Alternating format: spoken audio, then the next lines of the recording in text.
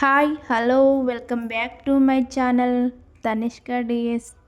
అందరు ఎలా ఉన్నారు? బాగున్నారా? నేను బాగున్నా. మీరందరూ బాగుండాలని మనస్ఫూర్తిగా కోరుతున్నాను.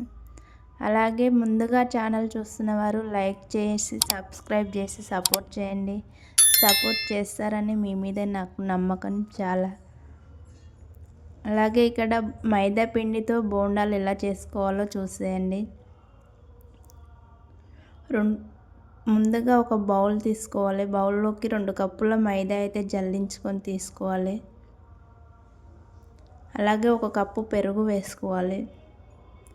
చిటికెడంత వంట సోడా వేసుకొని 1/2 స్పూను ఉప్పు వేసుకొని కలిపేసుకోవాలి. ఉండలు లేకుండా కలుపుకొని 1/2 కప్పు వాటర్ వేసుకోవాలి.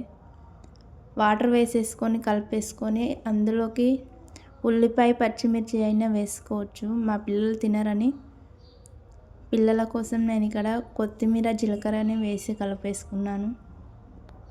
కలిపి ఒక 10 నిమిషాలు నానబెట్టుకోండి.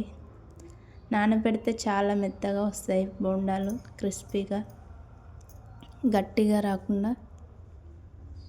అలాగే ఇక్కడ స్టవ్ ఆన్ చేసుకొని కడాయి పెట్టుకొని అందులో ఆయిల్ వేసుకోవాలి.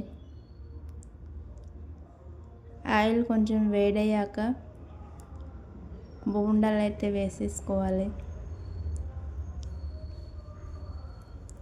పిండి కొంచెం గట్టిగా ఉంటేనే రౌండ్గా వస్తాయి బోండాలు.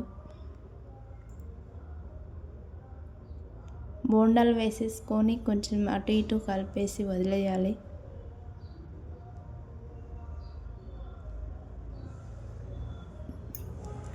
అవి కొంచెం కాలాక ప్లేట్లోకి తీసేసుకోవాలి. మళ్ళీ వేస్తున్నాను, ఎలా వస్తున్నాయి చూడండి బోండాలు.